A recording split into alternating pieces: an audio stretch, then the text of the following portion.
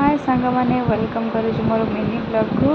आपण मैंने केमी अच्छा आई होप आपण मैंने भल थे। हैप्पी दशहरा समस्त को। एंड आज मुझे मंदिर को फुल तलिया को तापर मु घर को आसिकी पूजा कली। आमर आज दशहरा पूजा होता घरे नना पूजा कर देखु होम हम पूजा पूजा भी हो देखु होम भी है।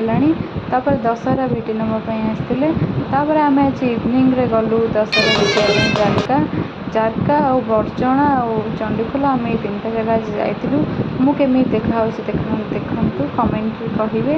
आम फाइनाली पहुँची गलु जारकार। ये जारकार बाहर व्यू देखु। एवं मुझे माँ को दर्शन करेगी देखु।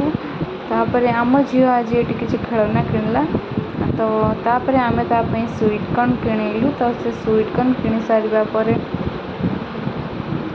आम पलि आसलु बरचणार बाहर व्यू देखा मुझे संध्या बेले देखु के सुंदर लाइट सब लगी के सुंदर लगुच।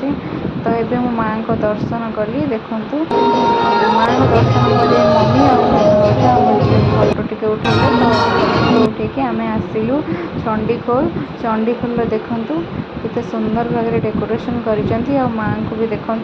वीडियोटी भल लगी लाइक करेंगे शेयर करेंगे। आ कौ मेढ़ बेसी भल लगे कमेंट जरूर करेंगे। Bye bye.